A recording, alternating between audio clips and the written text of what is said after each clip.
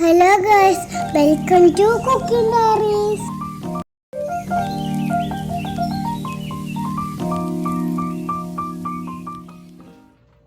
Hi all, welcome back. പുതിയൊരു വീഡിയോയിലേക്ക് എല്ലാവർക്കും സ്വാഗതം. അപ്പോൾ നമ്മുടെ ഇന്നത്തെ വീഡിയോയിൽ ഷെയർ ചെയ്യുന്നത് ഈസി ആയിട്ട് ഉണ്ടാക്കാൻ പറ്റുന്ന ഫ്രൈഡ് റൈസിൻ്റെ റെസിപ്പിയാണ് കേട്ടോ.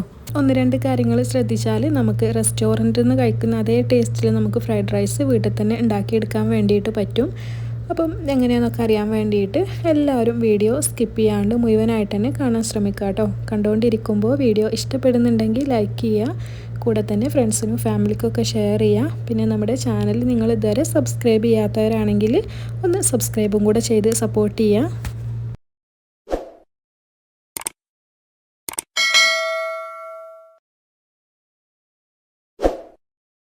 അപ്പോൾ നമുക്ക് ടേസ്റ്റി ആയിട്ടുള്ള ഒരു ഫ്രൈഡ് റൈസ് എങ്ങനെയാണ് ഉണ്ടാക്കിയെടുക്കുന്നതെന്ന് നോക്കാം കേട്ടോ. അതിന് വേണ്ടിയിട്ട് ഞാനിതവിടെ 250 ml ഈ ഒരു ഗ്ലാസ്സിന് 2 ഗ്ലാസ് അരിയാണ് കേട്ടോ എടുക്കുന്നത്. അപ്പോൾ ഈ ഒരു 2 ഗ്ലാസ് ബസ്മതി റൈസ് വെച്ചിട്ട് നമ്മൾ ഫ്രൈഡ് റൈസ് റെഡിയാക്കുമ്പോൾ 4-5 പേർക്ക് സെർവ് ചെയ്യാനുള്ളതുണ്ടാവും. അപ്പോൾ അതാ 2 ഗ്ലാസ് അരി ഒരു പാത്രത്തിലേക്ക് ഇട്ട് കൊടുത്തിട്ടുണ്ട്. ഇനിയിപ്പോൾ അത് നന്നായിട്ടൊന്ന് 3-4 പ്രാവശ്യം കഴുകി വൃത്തിയാക്കി എടുക്കണം. 3-4 പ്രാവശ്യം നന്നായിട്ട് കഴുകി വൃത്തിയാക്കിയെടുത്ത അരിയിലേക്ക് നമുക്ക് കുറച്ചധികം തന്നെ വെള്ളം ഒഴിച്ചിട്ട് ഇത് അരമണിക്കൂർ സോക്ക് ചെയ്യാൻ വേണ്ടിയിട്ട് മാറ്റി വെക്കാം. ഇപ്പോൾ ഇത് അരമണിക്കൂർ കഴിഞ്ഞപ്പോൾ നമ്മൾ സോക്ക് ചെയ്യാൻ വേണ്ടിയിട്ട് വെച്ചിരുന്ന അരി നന്നായിട്ട് സോക്കായിട്ടുണ്ട് കേട്ടോ. ഇനിയിപ്പോൾ നമുക്ക് റൈസ് റെഡിയാക്കി എടുക്കാം. അപ്പോൾ അതിന് വേണ്ടിയിട്ട് ഇതാ കുറച്ച് വലിയ പാത്രത്തിൽ കുറച്ചധികം തന്നെ വെള്ളം വെക്കുക. അതിലേക്ക് പാകത്തിനുള്ള ഉപ്പിട്ട് കൊടുക്കുക. പിന്നെ നമുക്കിതിലേക്ക് 1 ടീസ്പൂൺ അളവിൽ സൺഫ്ലവർ ഓയിൽ ഒഴിച്ച് കൊടുക്കാം കേട്ടോ. അപ്പോൾ നമ്മൾ റൈസ് റെഡിയാക്കുന്ന സമയത്ത് ഇതേപോലെ വെള്ളത്തിലേക്ക് കുറച്ച് ഓയിൽ ഒഴിച്ച് കൊടുത്താൽ നമുക്ക് റൈസ് ഒട്ടിപ്പിടിക്കാണ്ട് കിട്ടും. വെള്ളം നന്നായിട്ട് തിളച്ച് വരുന്ന സമയത്ത് നമ്മൾ സോക്ക് ചെയ്ത് മാറ്റി വെച്ചിട്ടുള്ള അരി ഇതിലേക്ക് ചേർത്ത് കൊടുക്കാം കേട്ടോ. അരി ചേർത്ത് കൊടുക്കാം.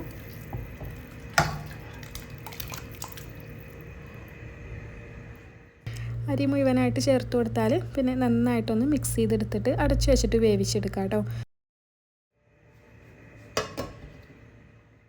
ഇപ്പം നമ്മൾ അരി കുക്ക് ചെയ്യാൻ വേണ്ടിയിട്ട് വെച്ചിട്ട് കുറച്ച് സമയമായിട്ടുണ്ട്. അപ്പോൾ നമുക്കൊന്ന് തുറന്ന് നോക്കാം കേട്ടോ എന്തായി എന്നുള്ളത്. ഈ ഒരു സമയത്ത് നമുക്ക് റൈസ് മുഴുവനായിട്ട് വേവേണ്ട ആവശ്യമില്ല. നന്നായിട്ട് വെന്തിട്ടുണ്ടെങ്കിൽ നമ്മൾ വെജിറ്റബിൾസൊക്കെ ചേർത്തിട്ട് മിക്സ് ചെയ്തെടുക്കുന്ന സമയത്ത് റൈസൊക്കെ ഉടയും. അപ്പോൾ നമുക്ക് ഈ ഒരു സമയത്തൊരു 80-85% വെന്താൽ മതി. ഇപ്പോൾ റൈസ് നമ്മൾ എടുത്ത് വെക്കുന്ന സമയത്ത് വേവായിട്ടുണ്ട് കേട്ടോ. 3 ആയാൽ മതി. ഇനിയിപ്പോൾ പെട്ടെന്ന് തന്നെ നമുക്കിതൊരു അരിപ്പ പാത്രത്തിലേക്ക് മാറ്റിയിട്ട് വെള്ളം വാർത്തെടുക്കാം. വെള്ളം വരാൻ വേണ്ടിയിട്ട് നമ്മൾ വെച്ച ഈ ഒരു പാത്രത്തിലും ഒരുപാട് സമയം റൈസ് വെക്കരുത് കേട്ടോ. വെച്ചിട്ടുണ്ടെങ്കിൽ ഈ ഒരു ചൂടിലിരുന്നിട്ടും റൈസ് വേവ് കയറും. വെള്ളം വാർന്നു കഴിഞ്ഞാൽ പെട്ടെന്ന് തന്നെ നമുക്ക് ഇതേപോലുള്ളൊരു പരന്ന പാത്രത്തിലേക്ക് ഇട്ട് കൊടുത്തിട്ട് പരത്തി കൊടുക്കാം. അപ്പോൾ നമുക്ക് റൈസ് നന്നായിട്ട് ഡ്രൈ ആയിട്ട് കിട്ടുകയും ചെയ്യും. ഫ്രൈഡ് റൈസ് ഉണ്ടാക്കാൻ വേണ്ടിയിട്ട് നമുക്ക് തണുത്ത റൈസാണ് വേണ്ടത്. അപ്പോൾ നമ്മൾ ഉച്ചക്കൊക്കെ ഉണ്ടാക്കുകയാണെങ്കിൽ രാവിലെ തന്നെ ഈ ഒരു റൈസ് റെഡിയാക്കി വെച്ചാൽ ഏറ്റവും നല്ലതാണ് കേട്ടോ. അല്ലെങ്കിൽ ഉണ്ടാക്കുന്നതിൻ്റെ കുറച്ച് മുമ്പ് വെച്ചിട്ട് ഫ്രിഡ്ജിൽ വെച്ചിട്ട് തണുപ്പിച്ചെടുത്താലും മതി. നന്നായിട്ട് ഡ്രൈ ആയ റൈസാണ് നമുക്ക് ഈ ഒരു ഫ്രൈഡ് റൈസ് ഉണ്ടാക്കാൻ വേണ്ടിയിട്ട് വേണ്ടത്. വെള്ളമൊക്കെ വാർത്തെടുത്ത ചോറ് വലിയൊരു പ്ലേറ്റിലേക്ക് ഇട്ട് കൊടുത്തിട്ട് പരത്തി ഇട്ടിട്ടുണ്ട് കേട്ടോ.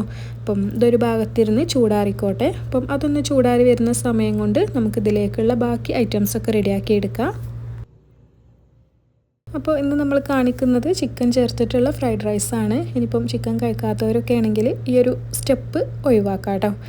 അപ്പോൾ അതിന് വേണ്ടിയിട്ട് ഞാനിവിടെ ഒരു ചിക്കൻ്റെ ബ്രസ്റ്റ് പീസാണ് എടുത്തിട്ടുള്ളത്. ഇതേപോലെ ചെറുതായിട്ട് കട്ട് ചെയ്തെടുത്തിട്ടുണ്ട്.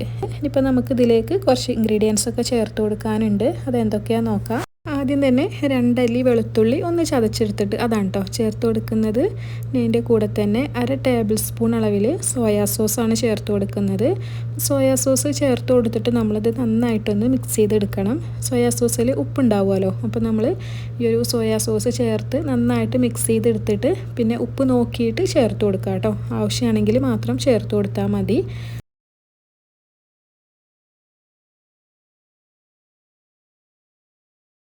ഞാനിപ്പം നന്നായിട്ട് മിക്സ് ചെയ്തെടുത്ത് ഉപ്പ് നോക്കിയ സമയത്ത് കുറച്ച് കുറവ് തന്നെയാണ് കേട്ടോ. അപ്പം കുറച്ച് ഉപ്പ് ചേർത്ത് കൊടുക്കുന്നുണ്ട്.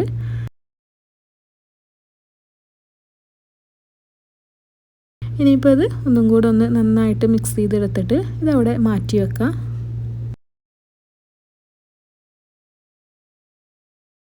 പിന്നെ ഇതാ ഞാനിവിടെ ഒരു പാത്രത്തിൽ 3 മുട്ട എടുത്തിട്ടുണ്ട് കേട്ടോ. ഇതിലേക്ക് പാകത്തിനുള്ള ഉപ്പ് ചേർത്ത് കൊടുത്തിട്ട് നന്നായിട്ട് മിക്സ് ചെയ്തെടുക്കുക.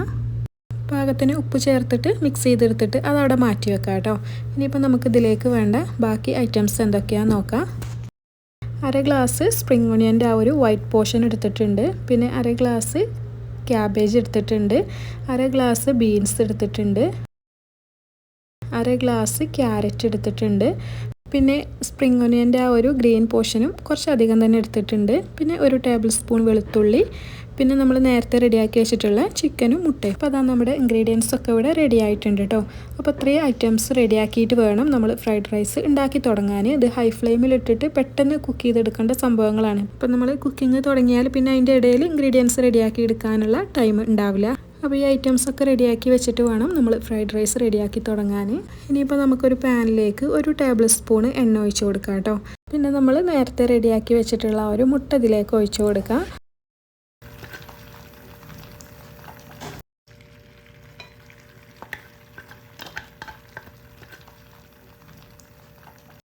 മുട്ട ചേർത്ത് കൊടുത്തിട്ട് ഒന്ന് സ്ക്രാമ്പിൾ ചെയ്തെടുക്കുക. അപ്പോൾ നമ്മൾ മുട്ട ഒരുപാട് കുക്ക് ചെയ്തിട്ട് ഡ്രൈ ആക്കി എടുക്കേണ്ട ആവശ്യമില്ല കേട്ടോ.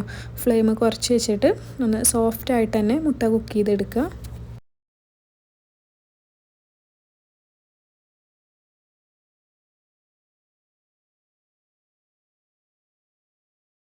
ഇപ്പോൾ ഇതാ മുട്ട ഇവിടെ റെഡി ആയിട്ടുണ്ട്. ഇനിയിപ്പോൾ ഇത് നമുക്കൊരു പാത്രത്തിലേക്ക് മാറ്റി കൊടുക്കാം.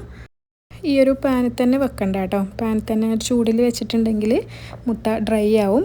അപ്പം അത് പെട്ടെന്ന് തന്നെ വേറൊരു പാത്രത്തിലേക്ക് മാറ്റി കൊടുത്തിട്ട് നമുക്ക് അതേ പാനിലേക്ക് തന്നെ 1 ടേബിൾ സ്പൂണും കൂടെ എണ്ണ ഒഴിച്ച് കൊടുക്കാം. ഇനിയിപ്പോൾ നമ്മൾ നേരത്തെ മാരിനേറ്റ് ചെയ്ത് വെച്ചിട്ടുള്ള ചിക്കൻ ഒന്ന് ഫ്രൈ ചെയ്തെടുക്കണം.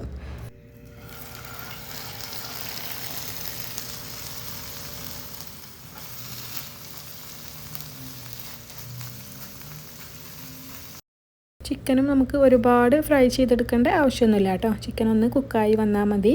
അപ്പോൾ അതാ നമ്മൾ ചിക്കന് ചെറിയ പീസാക്കിയിട്ട് കട്ട് ചെയ്തുകൊണ്ട് തന്നെ പെട്ടെന്ന് തന്നെ നമുക്കത് ഫ്രൈ ആയി കിട്ടും.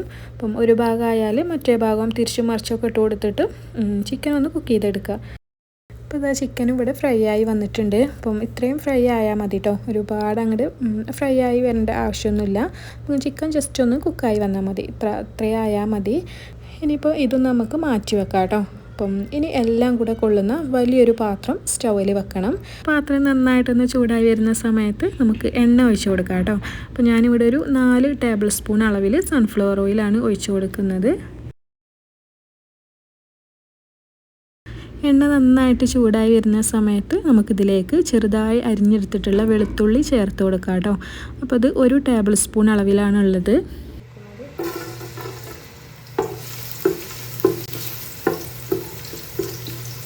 നന്നായിട്ട് ചൂടായിരിക്കുന്ന പാത്രം ആയതുകൊണ്ട് തന്നെ വെളുത്തുള്ളി പെട്ടെന്ന് തന്നെ നമുക്ക് മൂത്ത് കിട്ടും.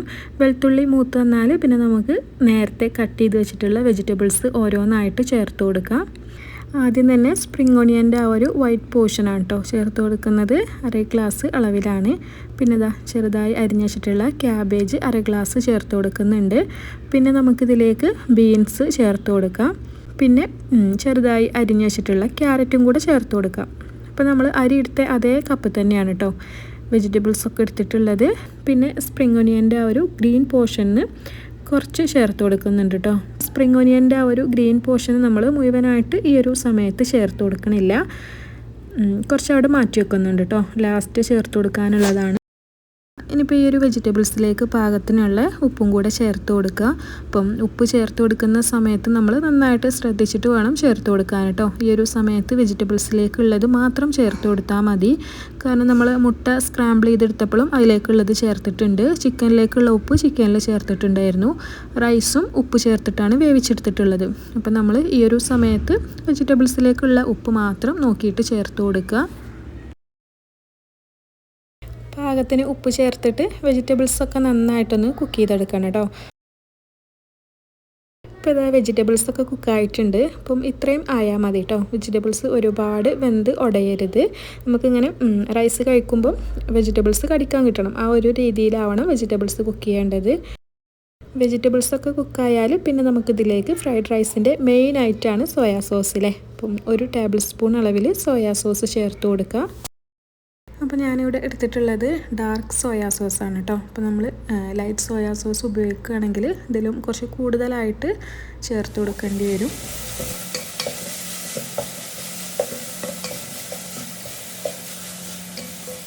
സോയാ സോസ് ചേർത്ത് കൊടുത്തിട്ട് നന്നായിട്ടൊന്ന് മിക്സ് ചെയ്തെടുത്താൽ പിന്നെ നമുക്ക് നേരത്തെ റെഡിയാക്കി വെച്ചിട്ടുള്ള ഐറ്റംസ് ഓരോന്നായിട്ട് ഇതിലേക്ക് ചേർത്ത് കൊടുക്കാം കേട്ടോ. അപ്പോൾ ആദ്യം തന്നെ വേവിച്ച് വെച്ചിട്ടുള്ള റൈസ് മുഴുവനായിട്ട് ഇട്ട് കൊടുക്കുകയാണ്.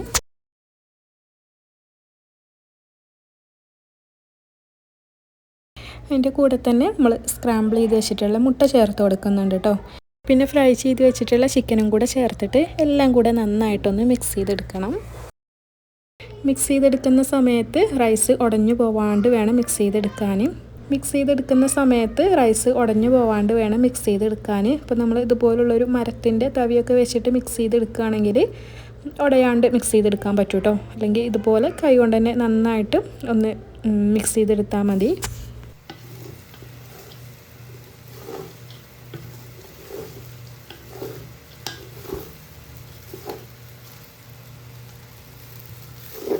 ഫ്രൈഡ് റൈസ് ഉണ്ടാക്കുന്നതിൻ്റെ ഒരു മെയിൻ സ്റ്റെപ്പ് ഈ ഒരു മിക്സിംഗ് ആണ് കേട്ടോ. അപ്പം എല്ലായിടത്തും എല്ലാ വെജിറ്റബിൾസും ചിക്കനും മുട്ടയും എല്ലാം കൂടെ ഒരുപോലെ മിക്സായി കിട്ടണം.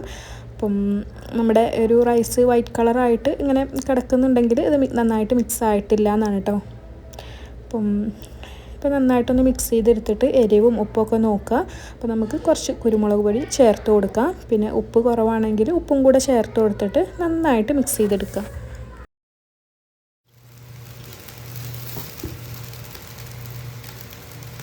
അപ്പോൾ റൈസ് ഇങ്ങനെ പൊട്ടി വരുന്ന സൗണ്ട് കേട്ട് തുടങ്ങിയാൽ നമ്മുടെ റൈസ് റെഡിയായിട്ടോ. ഫ്രൈഡ് റൈസ് റെഡിയായി. ഫ്രൈഡ് റൈസ് ഇതുവരെ ഉണ്ടാക്കി നോക്കാത്തവരോ അല്ലെങ്കിൽ ഉണ്ടാക്കിയിട്ട് ശരിയാവാത്തവരോ ഒക്കെ ഈ ഒരു റെസിപ്പി ഫോളോ ചെയ്തോ കേട്ടോ. നമുക്ക് റെസ്റ്റോറൻറ്റിൽ നിന്നൊക്കെ കഴിക്കുന്ന അതേ രീതിയിൽ ഫ്രൈഡ് റൈസ് വീട്ടിൽ തന്നെ ഉണ്ടാക്കിയെടുക്കാൻ വേണ്ടിയിട്ട് പറ്റും. അവസാനമായിട്ട് അതിൽ കുറച്ച് സ്പ്രിംഗ് ഒനിയനും കൂടെ ചേർത്ത് കൊടുക്കുന്നുണ്ട്. നമ്മൾ നേരത്തെ വെജിറ്റബിൾസൊക്കെ ചേർത്തപ്പം കുറച്ച് സ്പ്രിംഗ് ഒനിയൻ്റെ ആ ഒരു ഗ്രീൻ പോർഷൻ അവിടെ മാറ്റി വെച്ചിരുന്നില്ലേ, അതാണ് കേട്ടോ ചേർത്ത് കൊടുത്തിട്ടുള്ളത്. സ്പ്രിംഗ് ഒനിയനും ചേർത്തിട്ട് ജസ്റ്റ് ഒന്ന് മിക്സ് ചെയ്തെടുക്കുന്നുണ്ട്. ഇനിയിപ്പം നമുക്കിത് ചൂടോട് കൂടി തന്നെ സെർവ് ചെയ്യാം. ഫ്രൈഡ് റൈസിൻ്റെ കൂടെ സെർവ് ചെയ്യാൻ ചിക്കനും പാലൊക്കെ ഇട്ടിട്ടുള്ള ഒരു ചിക്കൻ കറിയാണ് ഉണ്ടാക്കിയിട്ടുണ്ടായിരുന്നത്. അപ്പോൾ അതിൻ്റെ റെസിപ്പി നമ്മൾ കുറച്ച് മുമ്പ് അപ്ലോഡ് ചെയ്തിട്ടുണ്ടായിരുന്നു. അതിൻ്റെ എൻഡ് സ്ക്രീനിൽ കൊടുക്കാം കേട്ടോ. അപ്പം ആ വീഡിയോ കാണാത്തവരാണെങ്കിൽ അതും കൂടെ ഒന്ന് കണ്ടു നോക്കുക. അപ്പോൾ ഇന്നത്തെ ഈ ഒരു ഫ്രൈഡ് റൈസ് റെസിപ്പി എല്ലാവർക്കും ഇഷ്ടപ്പെട്ടു എന്ന് തന്നെ വിചാരിക്കുന്നുണ്ട്. ഫ്രൈഡ് റൈസ് ഉണ്ടാക്കുമ്പം ഇനി ഇതുപോലൊന്ന് ഉണ്ടാക്കി നോക്കിക്കോട്ടോ. കറക്റ്റായിട്ട് നമ്മൾ ആ ഒരു റെസ്റ്റോറൻറ്റിൽ നിന്ന് കഴിക്കുന്ന ഫ്രൈഡ് റൈസിൻ്റെ ടേസ്റ്റിന് തന്നെ നമുക്ക് വീട്ടിലുണ്ടാക്കി എടുക്കാം. അപ്പോൾ ഇന്നത്തെ ഈ ഒരു വീഡിയോ എല്ലാവർക്കും ഇഷ്ടപ്പെട്ടു എന്ന് വിചാരിക്കുന്നുണ്ട്. ഇഷ്ടപ്പെട്ടിട്ടുണ്ടെങ്കിൽ ലൈക്ക് ചെയ്യുക. കൂടെ തന്നെ ഫ്രണ്ട്സിനോ ഫാമിലിക്കൊക്കെ ഷെയർ ചെയ്ത് കൊടുക്കുക. പിന്നെ നമ്മുടെ ചാനൽ നിങ്ങൾ ഇതുവരെ സബ്സ്ക്രൈബ് ചെയ്യാത്തവരാണെങ്കിൽ ഒന്ന് സബ്സ്ക്രൈബും കൂടെ ചെയ്യുക. അപ്പോൾ ഇനി പുതിയ വീഡിയോസുമായിട്ട് പുതിയ റെസിപ്പീസുമായിട്ട് വീണ്ടും വരാം. Thank you.